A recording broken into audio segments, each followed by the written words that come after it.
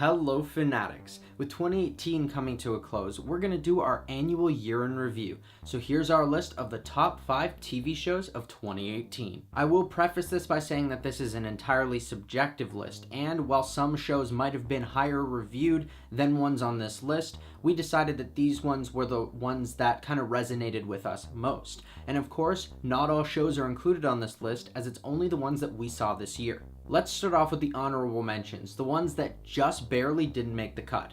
Those were Atlanta, Brooklyn Nine-Nine, and Lucifer. Starting off at number 5, we have Jack Ryan. I thought that this was a very well done show, as it had both the action needed for this character as well as the drama to support a TV series. I thought that John Krasinski was great in the main role as Jack Ryan because he does feel kind of like an everyman and an analyst, but at the same time can hold his own in a fight.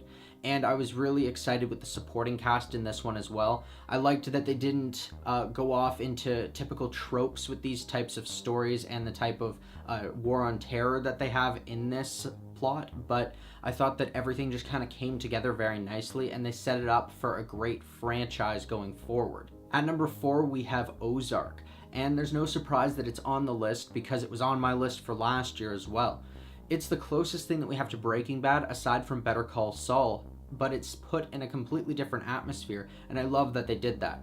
It does take the crime elements and the drama elements of Breaking Bad and takes them and puts them on a different route, as it's in a different area of the States, and the acting is phenomenal across the board, from Jason Bateman and Laura Linney as the heads of this family to all the supporting cast. Everyone just does their roles so well and creates these complex characters that you hate to love and love to hate. I can't wait to see what they do with season 3 in this show, and hopefully it continues on for a few more after that. At number 3, we have Barry. This was a show that was on my radar for quite some time, but it kept getting cast aside for all the weekly shows that I was watching on networks that I actually had access to. So when the full season came out, I decided to give it a go, and lo and behold, it was a phenomenal show. Bill Hader commands this show like no other person could, as he's able to play the very cynical and sarcastic hitman with ease, while also trying to play his other side and see if there's any humanity left in him.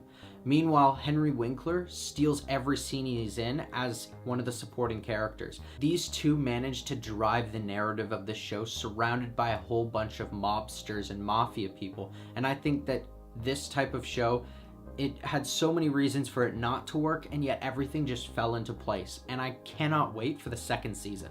At number 2, the runner-up for Best TV Show of the Year is The Terror.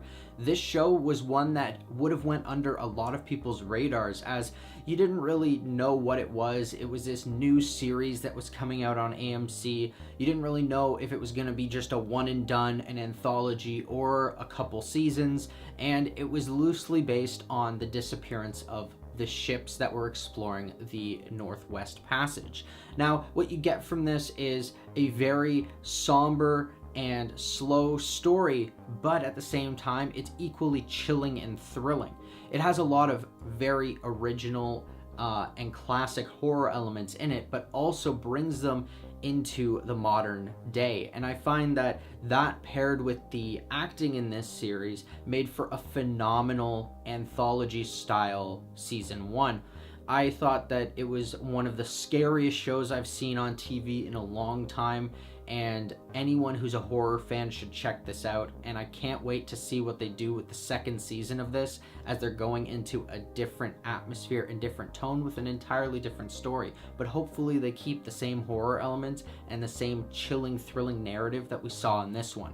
And number 1, it should be no surprise, Westworld. Westworld blew me away with its first season, as I caught up to it rather late compared to everyone else, and I binged the first 10 episodes in about 10 hours. So it was no surprise that when this one came around, I was super excited for it. But again, I waited to watch the 10 episodes and binge them all, and that's the way that this show should be watched, because it is so hard to finish an episode and have to wait a week to watch the next one. Everything is so intricately made in this story. There's so much detail, so much layer there. The characters are phenomenal. The acting is absolutely stunning. Same with the cinematography, the atmosphere, the setting, everything just works so well in this show. And what they did with the first season was it was such a condensed story. It was focused on just the Western world. But then in this one, they expanded it to show all the other parks that are there. And my God, the world building of this one was just phenomenal. I was blown away by everything, and I can't wait to see what they do with these characters in the third season. This show was the pinnacle of TV this year. And there you have it. There's our list of the top 5 TV shows of 2018. Do you agree with our list? Is it the same as yours, or is yours completely different? Did we miss your favorite show? Let us know in the comments below. I'm Dylan Phillips, and thanks for watching.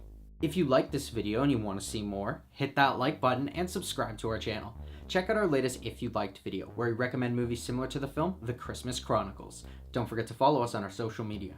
And until next time, Fanatics, keep it real.